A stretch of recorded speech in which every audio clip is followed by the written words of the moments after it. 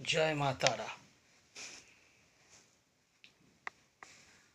আজকে আরেকটি কাল সর্পযোগ নিয়ে আলোচনা করব, যেটা হচ্ছে ঘাতক কাল সর্পযোগ।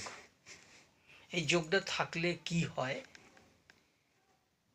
বা তার ভালো মন্দ বা তার উপকারিতা বা অপকারিতা কি হতে পারে এই ঘাতক কাল সর্পযোগ থাকলে,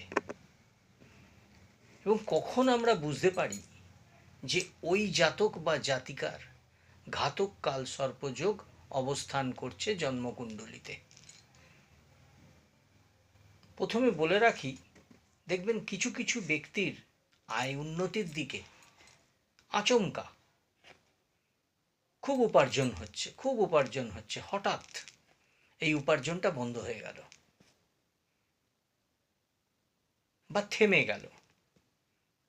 তার মানে পুরনো সঞ্চয়টা সে আস্তে আস্তে আস্তে আস্তে ক্ষয়প্রাপ্তি হতে লাগলো।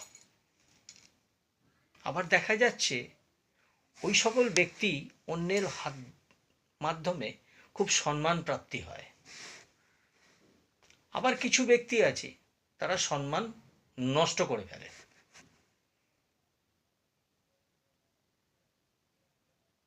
তাহলে এগুলো ওই ঘাতক কাল সর্পযোগের অবস্থান থেকে এই ঘটনাগুলো ঘটতে থাকে।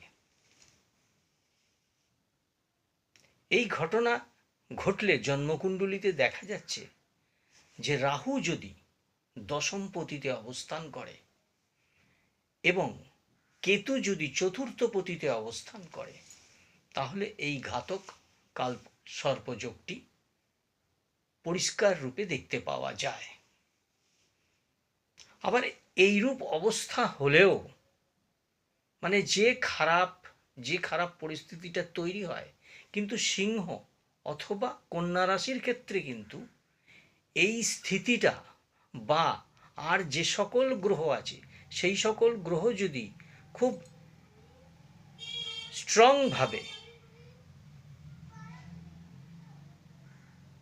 মিডিলে যদি কোনো একটা অথবা দুটো রাশির মধ্যে অবস্থান করে,